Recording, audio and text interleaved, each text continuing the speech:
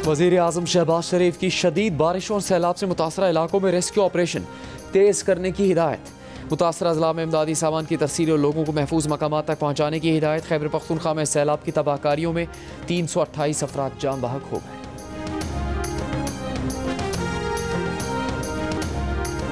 बादल फटने के मजीद वाक़यात सामने आ सकते हैं। KP जैसी सूरत हाल आइंदा 2 से 3 हफ्तों में दोबारा हो सकती है।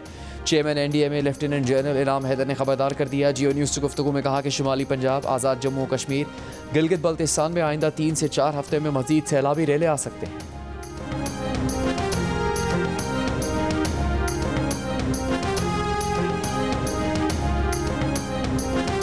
अमरीकी सदर ट्रंप की रूसी सदर व्लादिमीर पुतिन से अलास्का में 3 घंटे तवील मुलाकात। यूक्रेन में जंगबंदी पर इत्तेफाक नहीं हो सका, लेकिन दोनों रहनुमाओं ने मुलाकात को तामीरी करार दिया।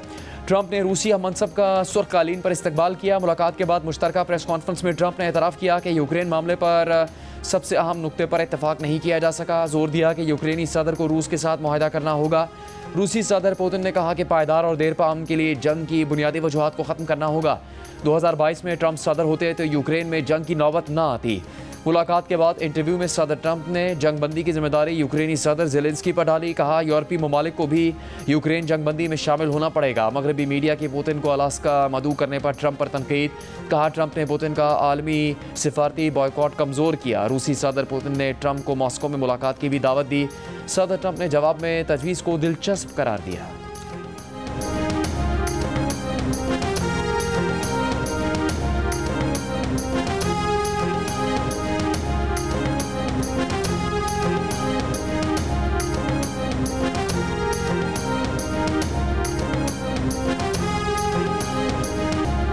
अमरीकी सदर डोनाल्ड ट्रंप की यूक्रेन के सदर ज़ेलेंस्की से पीर को व्हाइट हाउस में मुलाकात होगी। एक बयान में अमरीकी सदर ने कहा अगर सब ठीक रहा तो सदर पुतिन के साथ सह फरीकी मुलाकात का वक्त तय करेंगे। रूस यूक्रेन तनाज़े का खात्मा जंगबंदी से नहीं अमन मुआहदे से ही मुमकिन है।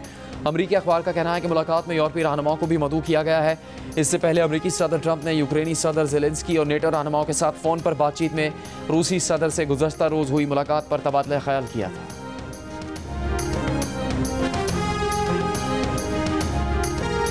कश्मीरी हुर्रियत रहनुमा यासीन मलिक की 13 साल की बेटी रज़िया सुल्तान ने आलमी बिरादरी से अपने वालिद की जान बचाने का मुतालबा किया है। एक वीडियो बयान में रज़िया सुल्तान ने कहा भारतीय हुकूमत यासीन मलिक को कश्मीर कॉज के लिए आवाज़ बुलंद करने की पादाश में कुछ दिनों में सजाए मौत देने जा रही है। अमरीका, चीन, अक़वाम मुत्तहिदा और इंसानी हकूक़ की आलमी तंजीमें मदाखलत करके यासीन मलिक की जान बचाए।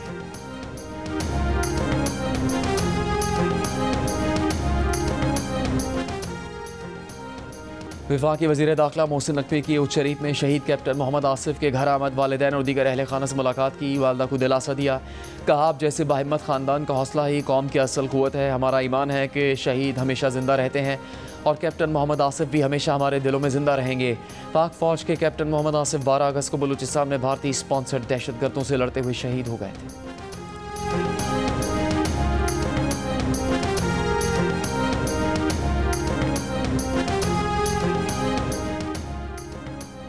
वज़ीर आज़म शहबाज शरीफ की ज़ेर सदारत जिना मेडिकल कॉम्प्लेक्स और रिसर्च सेंटर की तामीर का जायज़ा इजलास। 1000 से ज़्यादा अस्पतालों का डिज़ाइन बनाने का तजर्बा रखने वाले चीनी कंपनी का बिना डिज़ाइन इजलास में पेश। वज़ीर आज़म ने कहा कि चीनी कंपनी ने डिज़ाइन बिला मुआवजा बनाया है जो पाक चीन दोस्ती और अवामी रवाबित की मजबूत होने का सबूत है। पाकिस्तान चीनी कंपनी के इस तोहफे को हमेशा याद रखेगा। वज़ीर आज़म ने हिदायत की कि मनसूबे में माहौल के तहफ़्फ़ुज़, पानी की बचत और वसाइल के बेहतर इस्तेमाल को मलहूज़ खातिर रखा जाए।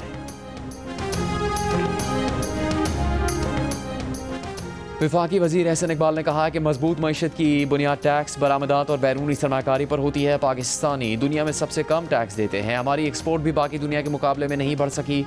मईशत, हुकूमत और निजी शोबे की मजबूत शराकत से ही मजबूत होगी। दोनों को अपना हदफ बनाकर इसे हासिल करना होगा। FPCCI में तकरीब से खिताब में एहसन इकबाल ने कहा कि मुल्क की खुद मुख्तारी के दिफा के लिए असलहा ख़रीदने के लिए डॉलर लाने होंगे। हुकूमत ने निजी शोबे के साथ शराकत दारी करनी है। इसमें हायल रुकावटें दूर करेंगे।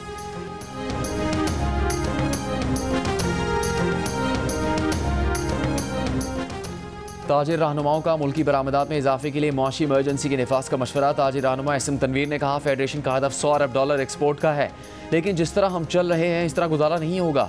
हुकूमत अपने खर्च कम करे, टैक्स देने वालों को निचोड़ने की बजाय टैक्स नेट वसी करें। उन्होंने मजीद कहा कि हम 18वीं तरमीम पर अमल दरामद चाहते हैं। NFC के पैसे सूबों से निचली सतह पर नहीं जा रहा है। हमारा सियासत से ताल्लुक नहीं, हमारा ताल्लुक मईशत से है। शिकस्त खुर्दा दुश्मन से मुकाबले के लिए एशियन टाइगर बनना होगा। सीनियर नायब सदर FPCCI साकिब फयाज मग्गू ने कहा कि मुल्की बरामदात में इजाफे के लिए इमरजेंसी नाफिज करना होगी।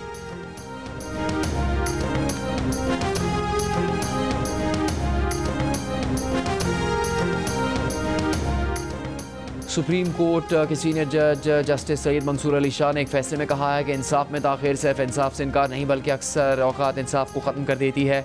ये रिमार्क्स जायदाद नीलामी केस के फैसले में दिए गए जो 14 साल तक अदालतों में ज़ेर इल्तिवा रहा। फैसले में जदीद केस मैनेजमेंट सिस्टम, पुराने मुकदमात की निशानदही और मसनूई जहानत के इस्तेमाल की सिफारिश करते हुए कहा कि इंसाफ में ताख़ीर नागुज़ीर नहीं बल्कि इसे इदारा जाती इस्लाहात से ख़त्म किया जा सकता है।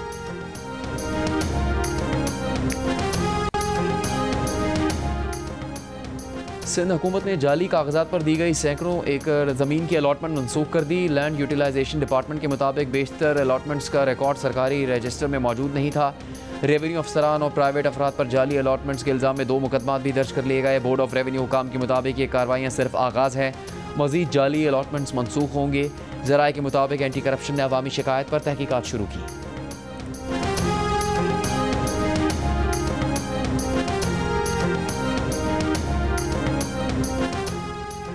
गवर्नर सिंध से इथियोपिया के सफ़ीर जमाल बाकर अब्दुल्ला की बिजनेस काउंसिल की वफ़द की हमरा मुलाकात।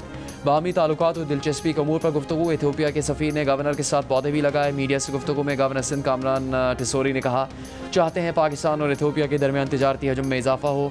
इथियोपिया के सफ़ीर और बिजनेस काउंसिल के आला सतही वफ़द का दौरा खुशाइन है।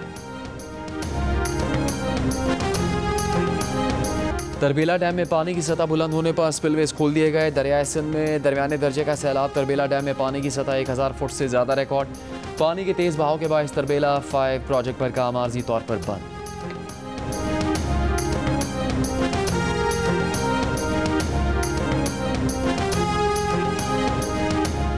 गाजा में इसराइल के मुसल्लत करदा जबरी कहत से मजीद 11 फ़लस्तीनों का इंतकाल। भूख की शिद्दत से मजमूई अमवात 251 हो गए।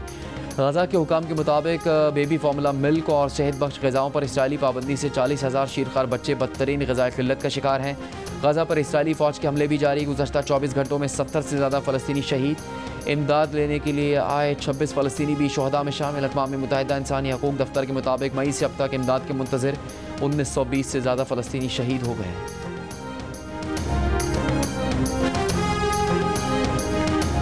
महकमा मौसमियात की कल से 22 अगस्त तक चारों सूबों में शदीद बारिशों की पेशगोई। इस्लामाबाद, पंजाब, बालाई खैबर पख्तूनख्वा में बादल बरसेंगे।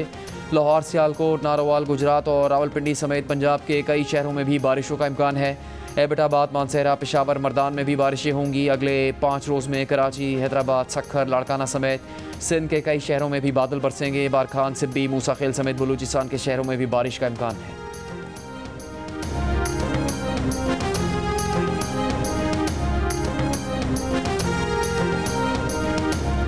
और मेयर कराची मुर्तज़ा वहाब ने MQM रहनुमा फारूक सत्तार से रिटायर होने का मुतालबा कर दिया। जवाब में MQM का पीपल्स पार्टी की क़यादत से रिटायर होने का मुतालबा।